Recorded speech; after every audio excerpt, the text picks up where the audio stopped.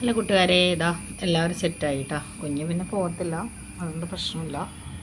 അതാണ്ടേ ഇവളെ വീണ്ടും ഇതിൽ തന്നെ സെറ്റാക്കിയിട്ടുണ്ട്. ആ മെത്ത മാറ്റി ഞാൻ കഴുകാനിട്ടു. എനിക്ക് നിരട്ടി പണിയുള്ള ദിവസമാണ് ഗൈസ്. ഇന്നലെ ഇവളെ ഒരുത്തി കാരണം ഞാൻ ഉറങ്ങാതിരുന്നു. 1 മണി വരെ ഞാൻ നോക്കിയിരുന്നു, ഇടയ്ക്കിടയ്ക്ക് വന്ന് എനിക്ക് ഓൾറെഡി ലോ പ്രഷറാണ്. അതിൻ്റെ ഇടയിൽ എനിക്ക് നല്ല പണി തന്നു.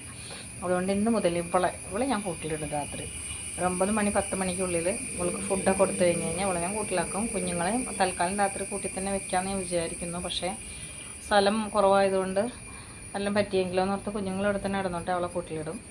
അവളിടന്ന് ഉറങ്ങിക്കോട്ടെ. അതല്ല, ഇനി അവൾ ബഹളം വെച്ചവൾക്ക് ഇവിടെ തന്നെ വന്നെന്നുണ്ടെങ്കിൽ കുഞ്ഞുങ്ങളെ ഞാൻ കൂട്ടിലേക്ക് ആക്കും.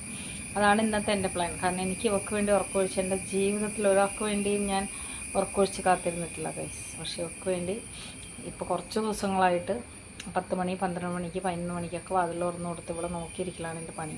എനിക്ക് ഉറക്കം ശരിയാകാത്തതുകൊണ്ട് എൻ്റെ പ്രഷർ ലോ ആയിക്കൊണ്ടിരിക്കുകയാണ്. എക്കത്തിന് കാരണം എന്താ, അവൾ സുഖമായിട്ട് ഉറങ്ങിയാണ് രാത്രി തെണ്ടിയിട്ട്. പകൽ അവൾ ഉറങ്ങുമ്പോൾ നമുക്ക് ഇഷ്ടം പോലെ പണിയുണ്ട് വീട്ടിൽ. നമ്മൾ പണി ചെയ്യാതെ നമുക്ക് വേറെ പ്രശ്നമില്ലല്ലോ. അപ്പം എന്താ അവൾക്ക് കുഴപ്പമൊന്നുമില്ല. പക്ഷേ നമ്മൾ ഈ പ്രശ്നം ലോ ആയിട്ട് ഇന്നത്തെ വർക്ക്, ഇനി ഇവൾ തന്ന വർക്കുകളുണ്ട്. ഇവളുടെ തുണികളും ബെഡെല്ലാം കഴുകിയിട്ടേക്കാണ്. അല്ലാതെയും കുറേ വർക്കുണ്ട്. കുഞ്ഞാപ്പിയുടെ കുറച്ച് തുണികളുണ്ട്, അതൊക്കെ കഴുകണം. പിള്ളേരെ നോക്കണ പോലെ നോക്കണം. അവൾക്കൊരു കുഴപ്പമില്ല. അപ്പം ശരി ഗൈസ്, ഈവനിങ് കാണാം.